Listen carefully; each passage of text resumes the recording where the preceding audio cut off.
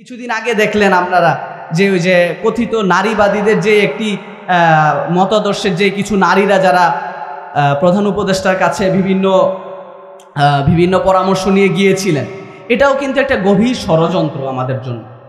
আমাদের যেই ঘরের মা বোনরা রয়েছে, যারা আমরা পর্দার ভিতরে থাকতে চাই, পর্দার ভিতরে রাখতে চাই, তারা আমাদেরকে পর্দা থেকে বাহির করে আনতে চায়, ঠিক কিনা বলুন? এই কাজগুলো কিন্তু করতে দেওয়া যাবে না। এখন এমন একটা সময়ে আমরা অতিবাহিত করছি, যেই সময়টাতে সবাই সবার কথা নিয়ে ব্যস্ত, সবাই সবার মতাদর্শ সবার মাঝে বিস্তার করা নিয়ে ব্যস্ত। এই কাজটার সময় আমাদের সকলের উচিত, আমরা যারা ইসলামকে মানি, আমরা যারা মন থেকে আল্লাহকে বিশ্বাস করি, রাসূল সাল্লাল্লাহু আলাইহি সাল্লামকে সর্বশেষ নবী হিসেবে বিশ্বাস করি, আমাদের সকলের কর্তব্য আমাদের প্রত্যেকটি সমাজের প্রত্যেকটি ব্যক্তিগত জায়গা থেকে যারা আমরা পরিবারের কর্তা রয়েছি, তাদের বিশেষ দায়িত্ব যে আমাদের পরিবারটিকে ইসলাম কেন্দ্রিক করে তোলা, ঠিক কিনা বলুন? প্রত্যেকটা পরিবারের যারা কর্তা রয়েছেন, আপনারা চেষ্টা করবেন, চেষ্টা না, এটা আপনাদের করতেই হবে। এখন এটি আপনাদের জন্য ফরজ যে আপনাদের যাদের মেয়ে রয়েছে, যারা স্ত্রী রয়েছে, আমাদের মা বোনরা রয়েছে, তাদেরকে পর্দার মধ্যে রাখা এটা আপনার জন্য ফরজ। আপনি যদি তাদেরকে পর্দার মধ্যে রাখতে না পারেন, তাহলে কিয়ামতের দিবসে এই কারণে আপনি জাহান্নামে যাবেন, বলে নাউজুবিল্লাহ। আপনি আপনার মেয়েকে, আপনি আপনার স্ত্রীকে, আমাদের মা বোনদেরকে, যারা ফ্যামিলিগতভাবে যারা কর্তা রয়েছেন, যাদের আন্ডারে ওনারা থাকেন, ওনারা যদি পর্দা করাতে ব্যাহত হন বা পর্দা করাতে না পারেন, আপনার কথা যদি না শোনে, কোনো কারণে আপনি পর্দা করাইতে পারতেছেন না, এই কারণে কিন্তু আপনি গুনাহগার হবেন। আপনি কিন্তু হাসরের ময়দানে এইটা বললে পার পাইতে পাইবেন না যে আমি তো বলছিলাম উনি শুনে নাই, এটা কিন্তু বললে আপনি পার পাইতে পারবেন না। আপনার মেয়ে মানে আপনাকেই পর্দা করাইতে হবে, এটা আপনার দায়িত্ব, ঠিক কিনা? এই জিনিসটা আমাদের সকলকে মানতে হবে। এই বর্তমান সমাজে, এই বাংলাদেশের যে প্রেক্ষাপট রয়েছে, এই প্রেক্ষাপটে বর্তমান সময়টি খুবই কঠিন যাচ্ছে আমাদের, বিশেষ করে আমাদের মুসলমানদের জন্য।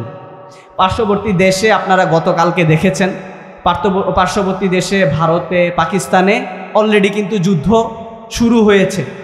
আপনারা সবাই জানেন কিনা জানি না, কাশ্মীরকে কেন্দ্র করে কিছুদিন আগে যেই হামলা রয়েছে, সেই হামলাকে কেন্দ্র করে অলরেডি পাকিস্তান এবং ইন্ডিয়ার মধ্যে কিন্তু যুদ্ধ শুরু হয়েছে।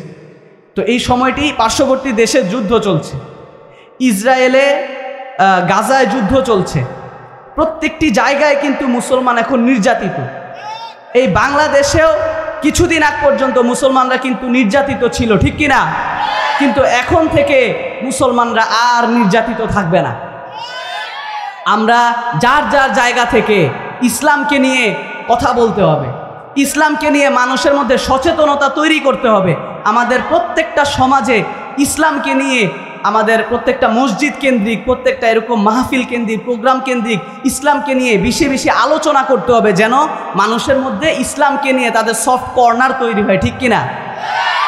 ইসলাম যেন তাদের দৈনন্দিন জীবনে, যারা ইসলাম মানে না, তারা যেন ইসলাম মানতে আগ্রহী হয়। এই জন্য আমাদের বেশি বেশি ইসলাম নিয়ে কথা বলতে হবে, ঠিক কিনা? আমাদের যারা আমরা কথা বলবো, তাদের সবার প্রথমে কি করতে হবে? নিজেদেরকে আগে শুদ্ধ করতে হবে, নিজেদেরকে আগে ইসলামের বিধিবিধানগুলোর মধ্যে আনতে হবে। আপনি যখনই ইসলামের বিধিবিধানগুলোর মধ্যে আপনি নিজেকে নিয়ে আসবেন, নিজেকে আপনি ইসলামের একটি আয়না হিসেবে মানুষের সামনে প্রদর্শন করতে পারবেন, তখনই কিন্তু মানুষ আপনার প্রতি কি হবে? আগ্রহ সৃষ্টি হবে, ঠিক কিনা? ইসলামের প্রত্যেকটা নিয়ম আপনি মানার মাধ্যমে আপনি ইসলামকে রিপ্রেজেন্ট করছেন, অর্থাৎ আপনি ইসলামকে মানুষের কাছে পৌঁছে দিচ্ছেন। সবসময় কথা বইলা কিন্তু মানুষের মন জয় করা যায় না, কিছু কিছু সময় কাজ দিয়েও মনকে জয় করতে হয়, ঠিক কিনা? এই জন্য যারা আমরা মুসলমান রয়েছি, যারা আমরা ইসলামকে মানি, ধর্মপ্রাণ আমরা যারা মুসলমান রয়েছি, আমরা সকলেই চেষ্টা করব ইসলামের বিধিবিধানগুলোকে, একটু কষ্ট হবে, কারণ আমরা এমন একটা পরিস্থিতিতে ছিলাম, যা ইচ্ছা তা করতে পারছি, যা ইচ্ছা, খারাপ কাজের একটা সয়লাভ হয়ে গেছিল এই বাংলাদেশটা। কিন্তু এখন আল্লাহর অশেষ রহমতে আমাদের যারা মুসলমান যারা আমরা রয়েছি, যারা ইসলামকে চর্চা করতে চাই, এরকম একটা সুন্দর পরিবেশ কিন্তু আমাদের মাঝে বিরাজ করতেছে, সুবহানাল্লাহ। দৈনন্দিন জীবনে যে ভালো কাজগুলো রয়েছে, সেই কাজগুলো করার চেষ্টা করা। আমি এখানে কেন চেষ্টা করার কথা বলছি, এটি আপনাদের মনে প্রশ্ন জাগতে পারে। স্বাভাবিকভাবে আমরা শুনে এসেছি যে খারাপ কাজগুলোকে বর্জন করতে হবে এবং ভালো কাজগুলো আমাদের দৈনন্দিন জীবনে বেশি বেশি করতে হবে, এটাই তো আমরা শুনেছি নাকি? কিন্তু মেইন বিষয়টি হলো যে মূল বিষয়টি হলো সেটি হচ্ছে যে ভালো কাজগুলো করার চেষ্টা করা। কারণ দেখা যাচ্ছে যে আমাদের দৈনন্দিন জীবনে আমরা যারাই ইসলামকে প্র্যাকটিস করা ট্রাই করি, ইসলামকে মানা ট্রাই করি আমাদের জীবনে, তো আমরা সকলেই চেষ্টা করি যে ভালো কাজগুলো করার, কিন্তু অনেক সময় কাজগুলো করা হয়ে ওঠে না। আমরা নিয়ত করলাম যে আজকে আমরা এশার নামাজ জামাতে পড়ব, একজন মানুষ হিসেবে একজন মানুষ হিসেবে আমি নিয়ত করলাম যে আজকে আমি এশার নামাজটা জামাতের সাথে পড়ব। কোনো না কোনো কারণে নামাজটা পড়তে পারলাম না, জামাতে নামাজটা পড়তে পারলাম না। তো এখানে কি হলো বিষয়টা? আমি নিয়ত করছি যে জামাতে নামাজ পড়বো আমি এশার নামাজটা, কিন্তু পড়তে পারলাম না। এই যে আমি যে নিয়ত করলাম এবং আমি যে বাসা থেকে বের হলাম, যেটাই হোক আমরা বাসায় আসার চেষ্টা করতেছি বা মসজিদে যাওয়ার চেষ্টা করতেছি, নিয়ত করলাম যে আজকে এশার নামাজটা পড়ব। তো বাসা থেকে যখনই বের হওয়ার পথিমধ্যেই দেখা গেল যে কোনো একটা কাজ পড়ে গেছে, আমার ইমার্জেন্সি একটা কাজ পড়ে গেছে যেটা যাওয়াই লাগবে। হ্যাঁ, এই 5 মিনিটের মধ্যেই যাওয়া লাগবে, না হলে সমস্যা হইতে পারে বা কোনো ঝামেলা হবে। তো আমি নামাজটা পড়তে পারলাম না, পরবর্তীতে এসে বাসায় পড়লাম, জামাতে আর পড়তে পারলাম। তো এখানেও কিন্তু আমাদের মুমিন হিসেবে একটা লাভ রয়েছে। লাভটা কি? সেটা হচ্ছে যে এই যে আমরা যে নিয়ত করছি, আমরা নিয়ত কইরা যে বাসা থেকে বের হইছি, যে আমরা নামাজ পড়তে যাইতেছি, এই যে প্রত্যেকটা যে কদম দিতেছি, প্রত্যেকটা কদমে আমাদের জন্য সওয়াব লেখা হইতেছে, সুবহানাল্লাহ। আমরা যে নিয়তটা করছি, যে ভালো একটা নিয়ত করছি এশার নামাজটা জামাতে পড়বো, এটার জন্য আল্লাহ তাআলা আমাদেরকে অলরেডি সওয়াব দিয়ে দিয়েছেন। আমরা কিন্তু নামাজটা তখনও পড়তে পারি নাই, আমরা কিন্তু মসজিদে যাইতে পারি নাই, তাও আমরা সওয়াব পাইছি। কেন? কারণ আমরা ভালো কাজ করার, আল্লাহ তাআলা যে কাজটা করতে বলছেন সেই কাজটা করার ট্রাই করেছি, সেই কাজটা করার আমরা চেষ্টা করেছি। তো এই কারণে আমরা সওয়াবটা পেয়েছি। আমরা পরবর্তীতে এসে বাসায় নামাজটা পড়লাম, কিন্তু যে জামাতের নামাজ পড়ার যে নিয়তটা করছি এই কারণে আমরা একটা সওয়াব পেয়েছি। তো এই কারণে দ্বিতীয় উদ্দেশ্যটা এসেছে। দ্বিতীয় উদ্দেশ্যটা হলো দৈনন্দিন জীবনে ভালো কাজ করার চেষ্টা করা। আমাদের প্রত্যেকটা সেক্টরে আমরা যারা দোকানদারি করি, আমাদের যাদের দোকান রয়েছে, যারা জমিতে কাজ করি, যারা পড়াশোনা করতেছি, আমার মতো যারা ছাত্র রয়েছেন, তাদের প্রত্যেকটা জীবনেই একটাই উদ্দেশ্য থাকা উচিত। সেই উদ্দেশ্যটি দুইটি উদ্দেশ্য থাকা উচিত। উদ্দেশ্যটি হলো প্রথম উদ্দেশ্যটি হলো আমি আল্লাহর দ্বীনকে কায়েম করব। এই জমিনে আমি আল্লাহর দ্বীনকে কায়েম করব তো ইনশাআল্লাহ। আমরা যেই সেক্টরে রয়েছি সেই সেক্টর থেকে, সেই জায়গা থেকে আমরা চেষ্টা করব কোনো না কোনোভাবে একটা শব্দ, দুইটা শব্দ, কোনো আমল, কোনো ভালো কাজ আমরা মানুষকে শেখানোর মাধ্যমে আল্লাহর দ্বীনটিকে প্রতিষ্ঠা করা। আমরা মুসলমান হিসেবে এই দায়িত্বটি আমাদের সকলের উপর কিন্তু ফরজ। আমরা যদি এই কাজটি না করি তাহলে কিন্তু আমরা গুনাহগার হতে হবে। আর দ্বিতীয় যে কাজটি রয়েছে সেটি হচ্ছে যে দৈনন্দিন জীবনে ভালো কাজগুলো করার চেষ্টা করতে হবে। আল্লাহ তাআলা আমাদেরকে বলে দিয়েছেন যে আমি তোমাদের কাজের যে চেষ্টা রয়েছে সেই চেষ্টার উপরে প্রতিদান দিয়েছি। আপনারা সকলেই জানেন আমরা যেই আমল করছি, আমাদের দৈনন্দিন জীবনে যে আমল করছি, নামাজ পড়ছি, রোজা রাখছি, হজ রাখছি, যদি আল্লাহ তাআলা কিয়ামত দিবসে হাসরের দিন যদি ভালো করে আমাদের থেকে হিসাব নেওয়া হয়, আমরা কি কেউ জান্নাতে যাইতে পারবো? অবশ্যই না। আল্লাহ তাআলা যদি আমাদেরকে হিসাব নেওয়া শুরু করেন আমাদের একজন থেকে, যে তুমি কি করছো সারা জীবনে আমাকে হিসাব দাও, আমরা কি কেউ জান্নাতে যাইতে পারবো? অবশ্যই পারবো না। কারণ আমাদের কাছে ওই আমলটুকু নাই যে আমলটা দিয়ে আমরা জান্নাতে যাব। কিন্তু আল্লাহ তাআলা এরপরেও আমাদের থেকে, যারা আমরা মুমিন রয়েছে, আমাদের সকলকে জান্নাতে দিবেন। কিভাবে দিবেন? এই যে আমরা যে ভালো কাজগুলোর চেষ্টা করতেছি, ভালো কাজগুলো করার চেষ্টা করতেছি, এই চেষ্টা কে কতটুকু করতেছে ওইটার উপরে আল্লাহ জান্নাত দিবেন, সুবহানাল্লাহ। কেউ নামাজ পড়ার চেষ্টা করতেছে, আল্লাহ তাআলা যখন জিজ্ঞেস করবে হাসরের ময়দানে যে তুমি নামাজ পড়ছো কিনা, তখন ওই মানুষটা, ওই ব্যক্তিটা বলবে যে আল্লাহ, আমি নামাজ পড়ার জন্য বের হইছিলাম, বাসা থেকে বের হইছিলাম, নামাজ পড়ার আমার নিয়ত ছিল, আমি চেষ্টা করছি, কিন্তু একটা কাজের কারণে আমি পড়তে পারি নাই, আমি পরবর্তীতে পয়রা নিছি, আমি জামাতে পড়তে পারি নাই। এই যে চেষ্টাটা, আল্লাহ এই জিনিসটাই দেখতে চান আমাদের থেকে। আমরা ফজরের সময় কষ্ট করে ঘুম থেকে উঠতেছি কিনা, আমরা অ্যালার্ম দিয়ে রাখতেছি কিনা, আমাদের উঠার নিয়ত আছে কিনা, এই জিনিসটার উপরে আল্লাহ সওয়াব দেন। আপনি একজন আপনাকে ধাক্কায়া উঠাইলো ফজরের নামাজের সময়, আপনি অনেক কষ্ট করে উঠা নামাজটা পড়ে আবার শুইয়া গেলেন, এইটাতে যে বরকতটা পাবেন এর থেকে বেশি বরকত পাবেন আপনি ঘুমানোর সময় নিয়ত করে ঘুমাইছেন যে আমি ফজরের নামাজে উঠবো, কোনো কারণে উঠতে পারেন নাই, আল্লাহর কাছে এই জিনিসটা বড় হয়ে যাবে। আল্লাহ এই জিনিসটা পছন্দ করেন যে আপনি চেষ্টা করতেছেন আল্লাহর রাস্তায় চলার জন্য। সুবহানাল্লাহ। আল্লাহ তাআলা এই জিনিসটাকে অনেক আদরের সাথে দেখেন, তিনি এই জিনিসটাকে অনেক সুন্দরভাবে দেখেন যে আমরা তা দৈনন্দিন জীবনে প্রত্যেকটা কাজে আল্লাহ তাআলার বিধিবিধানগুলোকে মানার চেষ্টা করতেছি। এই যে কিছুদিন আগেই হচ্ছে যে আমাদের ঈদ উল ফিতর গেল, এর আগে পুরো 1 মাস আমরা রোজা রেখেছি। কত কষ্ট করে আমরা রোজাগুলা রাখছি, সারাদিন মানুষ দেখুক বা না দেখুক আমরা না খায়া আমরা আল্লাহর উপরে ভরসা রেখে আমরা এই রোজাগুলা রাখছি। তো এই রোজাগুলা রাখার মাধ্যমে কি লাভ হয়েছে? এই রোজাগুলা রাখার মাধ্যমে আমরা যে চেষ্টাটা করলাম যে হ্যাঁ আমাকে এই বিধানটা দেওয়া হয়েছে, রোজার বিধানটা দেওয়া হয়েছে, আমি রোজাগুলো রাখলাম, এই যে রোজাগুলো রাখার চেষ্টা রাখতেছি, এই বিষয়টাই আল্লাহ খুবই পছন্দ করেন এবং এটার উপর ভিত্তি করেই আল্লাহ তাআলা আমাদেরকে জান্নাত দিবেন বলে ইনশাআল্লাহ।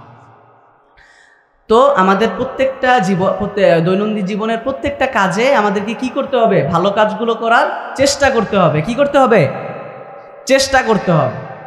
আমরা কে কতটুক পারি, আমাদের কতটুক সামর্থ্য আছে সেটা কিন্তু আমাদের জানা নেই, কিন্তু আমাদেরকে নিয়ত করতে হবে এবং ওই অনুযায়ী চেষ্টা করতে হবে।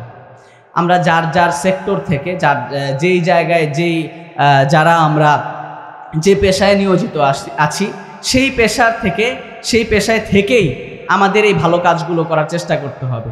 আমি নামাজ দিয়ে শুধু একটা উদাহরণ দিলাম মাত্র, কিন্তু শুধু নামাজেই কিন্তু ইসলামটা সীমাবদ্ধ নয়। আমরা যারা দোকানদারি করতেছি, এই দোকানে 1 টাকা বেশি নিলে এটা জুলুম হবে, এই জিনিসটা আমি নিব না, এটাই কিন্তু ইসলামকে প্র্যাকটিস করা, এটাই কিন্তু আল্লাহর রাস্তায় চলা। আপনি ওদিক দিয়ে বেশি টাকা নিচ্ছেন, আপনি 10 টাকার মাল 20 টাকায় বিক্রি করতেছেন, ঠিকই 5 ওয়াক্ত আবার নামাজও পড়তেছেন, কোনো লাভ হবে না কিন্তু, কারণ এই নামাজটা আপনার উপরে কোনো তাসির পড়তেছে না। এই নামাজটার কোনো ফলাফল আপনি পাচ্ছেন না, কারণ আল্লাহ তাআলা কি বলছেন যে যারা নামাজ পড়ে 5 ওয়াক্ত তাদেরকে সকল অশ্লীল কাজ থেকে আমি বিরত রাখি।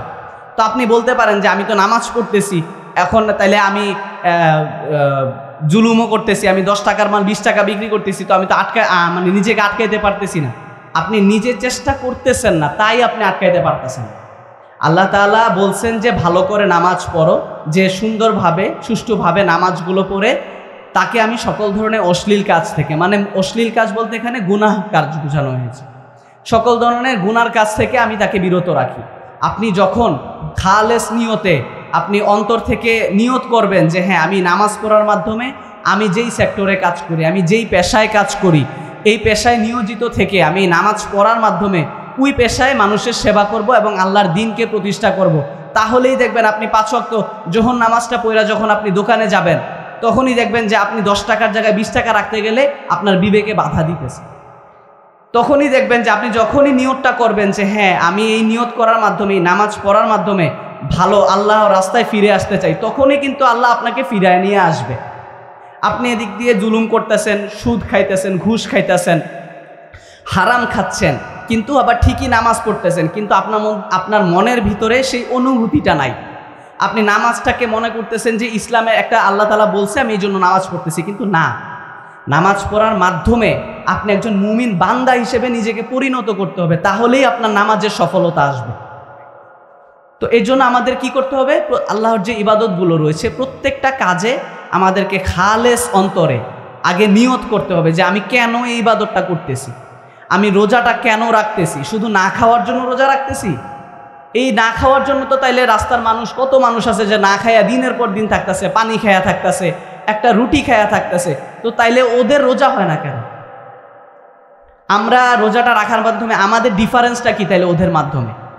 এই জিনিসটাই হচ্ছে যে আমাদের মধ্যে পার্থক্য, যে রোজাটা যে আসছে এটাই হচ্ছে যে পার্থক্য, যে আমি রোজা রাখার মাধ্যমে আল্লাহকে একদম সম্পূর্ণভাবে বিশ্বাস করতেছি যে হ্যাঁ আমাকে কেউ দেখতেছে না, আমি বাথরুমে গেলাম, আমি বাথরুম থেকে যদি এক ঢোক পানি খেয়ে বাইর হই আমার আম্মু বুকেও দেখতেছে না, গোসলের সময় আমি অভিনয় করলাম যে ভুলে খায়া ফেলছি পানিটা, কেউ দেখতেছে না, কিন্তু আল্লাহ তো দেখতেছে।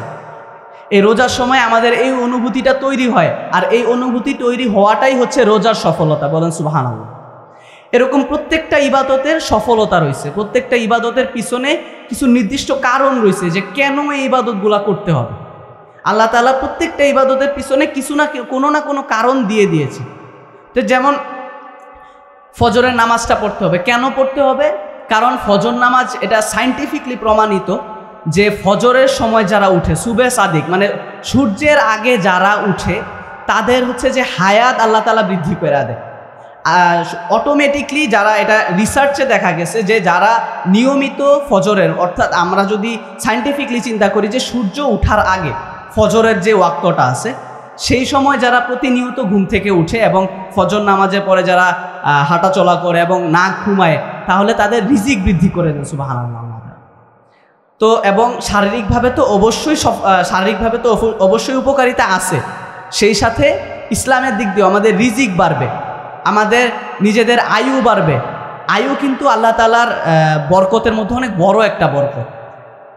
সবাই কিন্তু অনেক বেশি আয়ু পায় না। আমাদের মধ্যে এই যে সমাজে প্রবীণ ব্যক্তি কিন্তু খুবই কম থাকে। কেন? কারণ আয়ু আল্লাহ তাআলা সব মানুষকে দেয় না, এটা অনেক বড় একটা নেয়ামত আমাদের জন্য। তো এই আয়ুটা বৃদ্ধি পাবে কখন? ফজর নামাজ যখন আপনি প্রতিনিয়ত উঠা পড়বেন। তো ফজর নামাজ পড়তে গেলে না আপনার ঘুমায় যাইতে হবে 10টার সময়। তো এই জায়গায় আবার আরেকটা নিয়ম আসতেছে। আপনি যদি ইসলামের প্রত্যেকটা নিয়মকে মানেন, দেখবেন যে আপনার জীবনটা, আপনার যে ডেইলি লাইফটা আছে, ডেইলি লাইফটা অটোমেটিকলি চেঞ্জ হয়ে যাইতেছে। আপনি রাত্রেবেলা ফোন চালান, আপনি ঘুমানোর আগে ফোন নিয়ে ঘুমান, আপনি ফোন দেখতে দেখতে 2টা-3টার সময় ঘুমান, তাহলে তো কোনোভাবেই আপনি ফজরের সময় কি উঠতে পারবেন না। এটা অসম্ভব ফজরের সময় ওঠা। আপনি যদি আসলেই ফজর নামাজ পড়তে হয়, তাহলে আপনার ঘুমাইতে হবে কয়টায়? 9টায়, 10টায় অথবা সর্বোচ্চ 11টায়। যদি ঘুমাইতে পারেন তাহলে ফজর নামাজ আপনি পড়তে পারবেন। আপনি 11টায় আবার কখন ঘুমাইতে পারবেন? যখন আপনি 8:15টার সময় এশার নামাজটা পড়া ভাত খাইয়া ফেলবেন। তো প্রত্যেকটা কাজ, ইসলামের প্রত্যেকটা কাজ, ডেইলি লাইফের প্রত্যেকটা কাজ একটার সাথে আরেকটা জড়িত, একটার সাথে আরেকটা কানেক্টেড। তো আমরা একটা বাদ দিয়ে আরেকটা করব, এটা কোনোভাবেই হবে না। আপনি বাইরে থাকবেন লেট নাইট পর্যন্ত, আপনি বাহির থেকে বাসায় আসবেন 12টার সময়, আইসা আপনি এশার নামাজ পড়বেন, এরপরে ঘুমাইতে যাবেন 2টার সময়, আপনি আবার ফজর নামাজ পড়ার চিন্তা করবেন। এটা আপনার চিন্তা না, এটা আপনার অভিনয়। আপনি চিন্তা করতেছেন যে আমি ফজর নামাজ পড়বো, 2টার সময় ঘুমাইতে যাই, কোনো সমস্যা নাই, কিন্তু আপনি এটা পারবেন না। আপনি নিজেও জানেন পারবেন না, কিন্তু আপনি এরপরও দেখাইতেছেন যে হ্যাঁ আমি ঠিক আছে ফজর নামাজ পড়বো, আমি রাত্রে দেরি করে ঘুমাইলেও ফজর নামাজে কিন্তু আমি উঠবই। আপনি মানুষকে বইলা টইলা ঘুমাইতেছেন, অ্যালার্ম টেলার্ম দিয়ে ঘুমাইতেছেন। ঠিকই দেখা যাবে যে ফজর নামাজের সময় আপনি কখন অ্যালার্ম বন্ধ করছেন আপনি নিজেও জানেন। এটা কোনোভাবেই সম্ভব না আপনি তখন উঠবেন। হয়তোবা আপনার সারা রাত জায়গা থাকতে হবে ফজর নামাজ পড়ার জন্য। আপনি যদি 2টার সময় ঘুমাইতে যান, আপনি ঘুমাইতে পারবেন না। তো এই জন্য যে জিনিসটা বলতেছিলাম যে দৈনন্দিন জীবনে প্রত্যেকটা কাজের সাথে আমাদের ইসলাম জড়িত।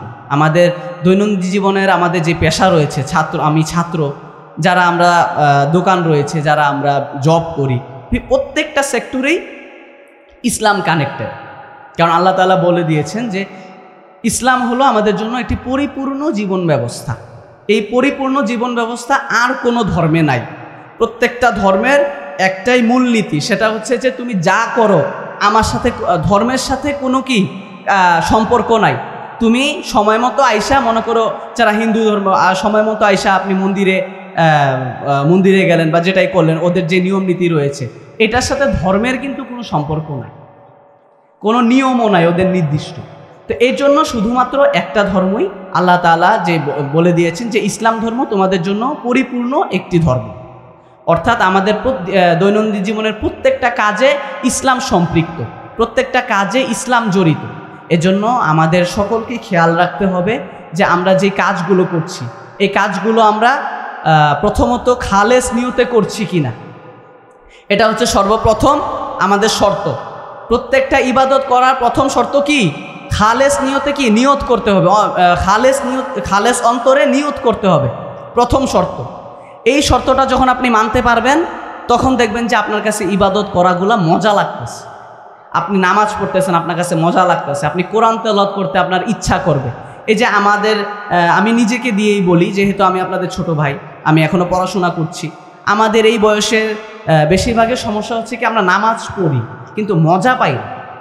আমরা নামাজে মজা পাই না। কেন মজা পাই না? কারণ ওই যে আমরা খালেস অন্তরে নিয়ত করতে পারতেছি না যে এই যে নামাজটা পড়ার মাধ্যমে আমি সকল খারাপ কাজ থেকে দূরে থাকবো। এই যে নিয়তটা যে আমরা করতে পারতেছি না, এই কারণে আমরা মজা পাইতেছি না। বের হইয়া বিভিন্ন অপকর্মে বা বিভিন্ন কবিরা গুনায় আবার জড়ায় যাইতেছি। আবার যখন মসজিদে আসতেছি নামাজ পড়তেছি, এই জন্য আমাদের একটার সাথে আরেকটার কিন্তু সম্পর্ক কি বিচ্ছিন্ন হয়ে যাইতেছে। নামাজের সাথে যে ভালো কাজগুলো করার কথা, এই কাজগুলো কিন্তু আমরা করতে পারতেছি না। এই কারণে নামাজে মজা পাই না। তো আমাদের সর্বপ্রথম, কেউ কথা বলবেন না প্লিজ, কেউ আওয়াজ করবেন না, বসে যান। যারা আসছেন সবাই বসে যান। আমি আমার কথা একদমই শেষের দিকে, আপনারা বসে যান। কিছুক্ষণের মধ্যেই পিসায় বুঝে এসে পড়বেন। আপনারা কেউ আওয়াজ করবেন না দয়া করে। আমি একদমই শেষ করে দিচ্ছি, কেউ আওয়াজ করবেন না। তো আমরা যে বিষয়টি বুঝলাম এই আলোচনা থেকে, সেটি হচ্ছে যে আমাদের সর্বপ্রথম জীবনের প্রত্যেকটা কাজে, প্রত্যেকটা ইবাদতে আমাদের প্রথমে কি করতে হবে? নিয়ত করতে হবে।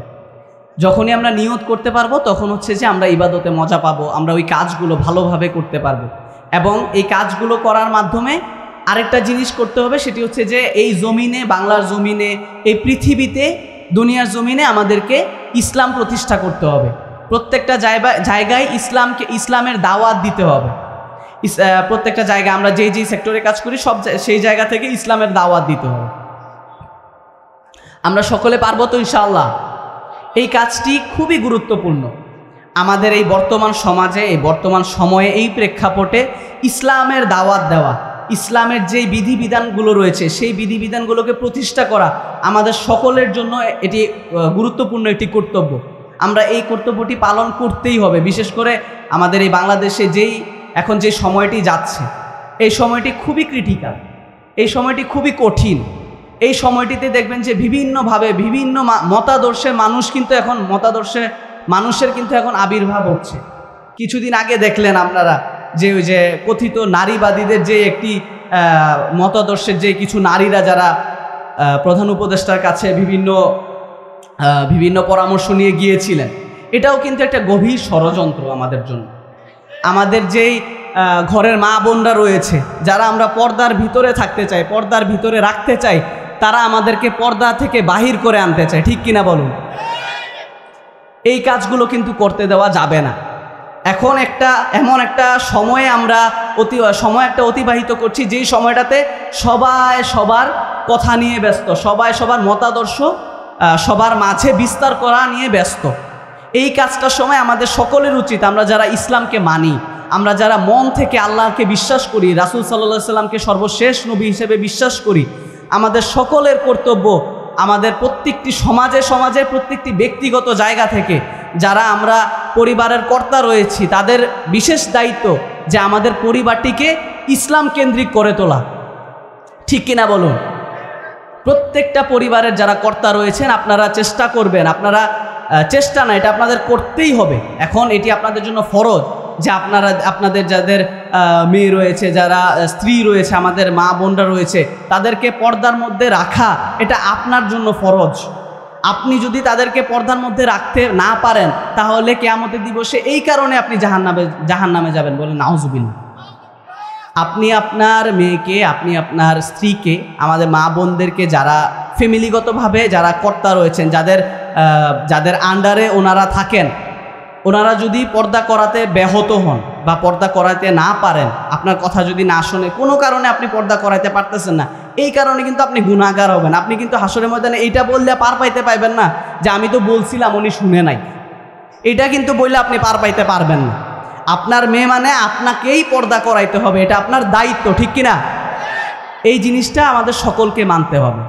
এই বর্তমান সমাজে, এই বাংলাদেশের যে প্রেক্ষাপট রয়েছে, এই প্রেক্ষাপটে বর্তমান সময়টি খুবই কঠিন যাচ্ছে আমাদের, বিশেষ করে আমাদের মুসলমানদের জন্য। পার্শ্ববর্তী দেশে আপনারা গতকালকে দেখেছেন, পার্শ্ববর্তী দেশে ভারতে, পাকিস্তানে অলরেডি কিন্তু যুদ্ধ শুরু হয়েছে। আপনারা সবাই জানেন কিনা জানি না, কাশ্মীরকে কেন্দ্র করে কিছুদিন আগে যেই হামলা রয়েছে, সেই হামলাকে কেন্দ্র করে অলরেডি পাকিস্তান এবং ইন্ডিয়ার মধ্যে কিন্তু যুদ্ধ শুরু হয়েছে। তো এই সময়টি পার্শ্ববর্তী দেশের যুদ্ধ চলছে, ইসরায়েলে গাজায় যুদ্ধ চলছে, প্রত্যেকটি জায়গায় কিন্তু মুসলমান এখন নির্যাতিত। এই বাংলাদেশেও কিছুদিন আগ পর্যন্ত মুসলমানরা কিন্তু নির্যাতিত ছিল, ঠিক কিনা? কিন্তু এখন থেকে মুসলমানরা আর নির্যাতিত থাকবে না। আমরা যার যার জায়গা থেকে ইসলামকে নিয়ে কথা বলতে হবে, ইসলামকে নিয়ে মানুষের মধ্যে সচেতনতা তৈরি করতে হবে। আমাদের প্রত্যেকটা সমাজে ইসলামকে নিয়ে, আমাদের প্রত্যেকটা মসজিদ কেন্দ্রিক, প্রত্যেকটা এরকম মাহফিল কেন্দ্রিক, প্রোগ্রাম কেন্দ্রিক ইসলামকে নিয়ে বেশি বেশি আলোচনা করতে হবে, যেন মানুষের মধ্যে ইসলামকে নিয়ে তাদের সফট কর্নার তৈরি হয়, ঠিক কিনা?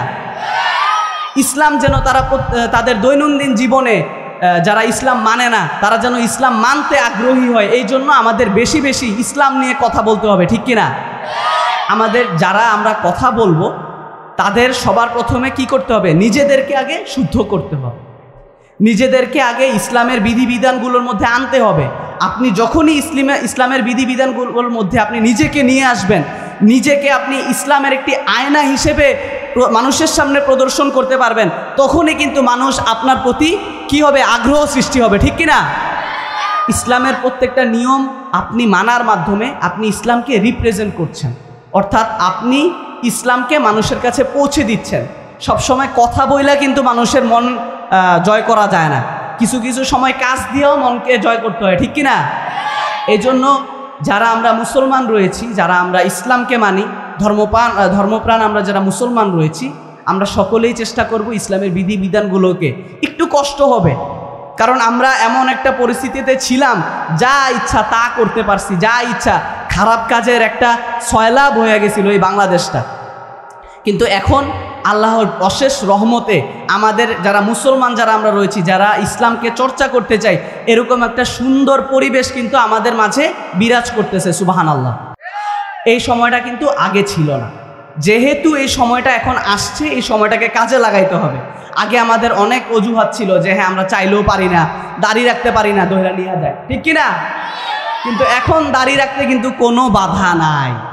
এখন যদি দাড়ি না রাখেন তাহলে কিন্তু আসলেই সত্যিকারের গুনাহগার হবেন আপনি। শয়তানের প্ররোচনায় পড়ে আপনি দাড়ি রাখতেছেন না, আপনি কিন্তু এখন কোনো বাহানা দিতে পারবেন না। আপনি 5 ওয়াক্ত নামাজ পড়তে পারবেন এখন, আগে নামাজ পড়তে পারতেন না। নামাজ পড়তে কি সন্দেহের চোখে পড়ে যাইতেন যে নামাজ পড়তেছে ছেলেটা মনে কোনো সংগঠনের সাথে জড়িত, ঠিক কিনা? কিন্তু এখন কিন্তু এই সমস্যা আর নাই। আপনি চাইলেই 5 ওয়াক্ত নামাজ পড়তে পারতেছেন, আপনি চাইলেই টুপি পড়তে পারতেছেন, চাইলেই আপনি পাঞ্জাবি পড়তে পারতেছেন, দাড়ি রাখতে পারতেছেন। তো এই জন্য এই সময়টাকে আমাদেরকে কাজে লাগাইতে হবে, এই সময়টাকে সুন্দরভাবে সুগঠিতভাবে আমাদেরকে কাজে লাগাইতে হবে। আমরা সকলেই কাজে লাগাবো ইনশাআল্লাহ। আল্লাহ যেন আমাদের সকলকেই ইসলামের প্রত্যেকটি বিধিবিধান মেনে চলার তৌফিক দান করেন। আমাদের দৈনন্দিন জীবনে ইসলামের যেই বিধিবিধানগুলো রয়েছে, বিশেষ করে 5 ওয়াক্ত নামাজ, বিশেষ করে ফজর নামাজ, আসরের নামাজ, যেই নামাজগুলো মিস হওয়ার সম্ভাবনা বেশি থাকে, এই নামাজগুলো যাতে আমরা সব সময় পড়তে পারি, ইসলামের বিধিবিধানগুলোকে যাতে আমরা সব সময় মানতে পারি। আল্লাহ তাআলা যেন আমাদের সকলকে এই তৌফিক দান করেন। আমরা সকলেই বলি আমিন।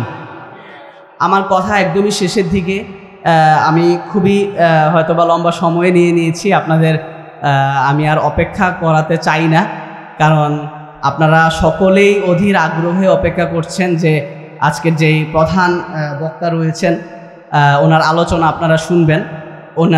উনি এখনই এসে পড়বেন এই মঞ্চে। তো আমি আমার কথা শেষ করব আর একটি কথা বলে, এই কথাটির মাধ্যমে আমি কথা শেষ করব। আমি আর দীর্ঘায়িত করব না, আপনাদেরকে আর অপেক্ষায় রাখবো না ইনশাআল্লাহ। আল্লাহ তাআলা যেন আমাদের সকলকে কবুল করেন, আমরা সকলেই বলি আমিন। তো যে বিষয়টি বলার চেষ্টা করছিলাম, যে বিষয়টি বলে শেষ করতে চাই, সেই বিষয়টি হলো আমাদের যেই জীবন রয়েছে, আশিক হইয়া পর দুরুদ মাশুক তোমার মদিনায়, আশিক হইয়া পর দুরুদ মাশুক তোমার মদিনায়, আশিক যদি হইতে পারো। আশিক যদি হইতে পারো, যাইবা সোনার মদিনায়। আল্লাহুম্মা সাল্লি আলা সাইয়্যিদিনা মাওলানা মুহাম্মদ ওয়া আলা আলিহি مولانا محمد بلغ العلا بكماله كشف الدجى بجماله حسنت جميع خصاله صلوا عليه وآله سلموا يا قوم بل صلوا على صدر الأمين مصطفى ما جاء إلا رحمة للعالمين সবাই বলি আলহামদুলিল্লাহ। আজকের এই ঐতিহ্যবাহী মিরশিকারী দক্ষিণপাড়া আল মদিনা জামে মসজিদ এবং যুব সমাজের উদ্যোগে নবম বার্ষিক ইসলামী মহাসম্মেলন এবং এই মাহফিলে আমরা যারা উপস্থিত হতে পেরেছি, আল্লাহ তাআলা আমাদের যাদেরকে এখানে উপস্থিত হওয়ার তৌফিক দান করেছেন শত ব্যস্ততার মাঝে, সে আল্লাহ তাআলার শুকরিয়া জ্ঞাপন করে আমরা সকলেই বলি আলহামদুলিল্লাহ। আপনারা যারা এখনও প্যান্ডেলের বাহিরে ঘোরাঘুরি করছেন, কিছুক্ষণের মধ্যেই আপনাদের সকলের প্রিয় মুখ এই দিনই ময়দানের আমাদের সকলের রাহমার আমার শ্রদ্ধেয় বাবা মাওলানা মুশতাক ফয়েজি পীর সাহেব কিছুক্ষণের মধ্যেই এসে উপস্থিত হবেন। আপনারা যারাই ঘোরাঘুরি করছেন, আমি বিশেষভাবে অনুরোধ করব আপনারা সকলেই প্যান্ডেলে এসে বসুন এবং প্রস্তুতি গ্রহণ করুন হুজুরের সেই মহামূল্যবান আলোচনা শোনার জন্য।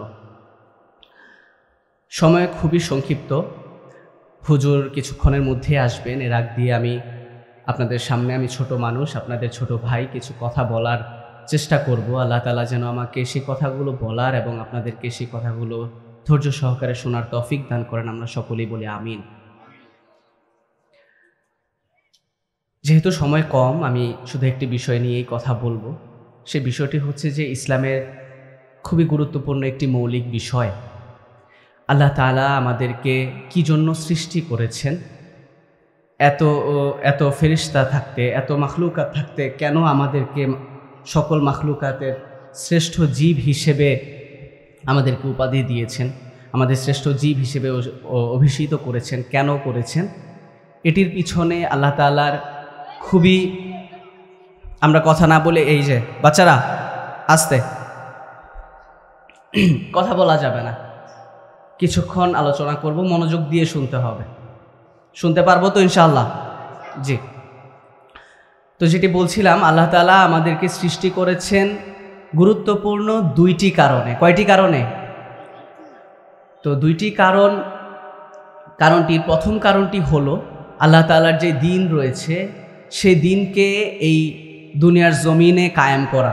প্রত্যেকটি রাষ্ট্রে, প্রত্যেকটি দেশে, তার একটা মানুষের ব্যক্তিগত জীবনে, তার রাষ্ট্রীয় জীবনে, প্রত্যেকটি সেক্টরে আল্লাহ তাআলার দিনকে কায়েম করা। এটি হচ্ছে আল্লাহ তাআলা আমাদেরকে সৃষ্টি করার প্রথম উদ্দেশ্য। আর দ্বিতীয় উদ্দেশ্যটি হলো যে দিন কায়েমের পাশাপাশি আমাদের দৈনন্দিন জীবনে ভালো কাজ, যে কাজগুলো আল্লাহ তাআলা করতে বলেছেন এবং যে কাজগুলো আল্লাহ নিষেধ করেছেন সেই কাজগুলো না করার এবং ভালো কাজগুলো করার চেষ্টা করা। কি আমরা কি বুঝতে পারছি? এখনও কিন্তু আওয়াজ হচ্ছে, দয়া করে আওয়াজ করবেন না কেউ। যারা আসছেন কোনো আওয়াজ ছাড়া বসে যান।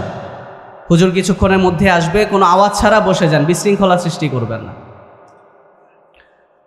তো দ্বিতীয় যেই কারণটি রয়েছে, দ্বিতীয় যেই উদ্দেশ্যটি রয়েছে আমাদেরকে সৃষ্টির মহাজীব হিসেবে যে অধিভূত করেছেন আমাদেরকে, এটার কারণ হচ্ছে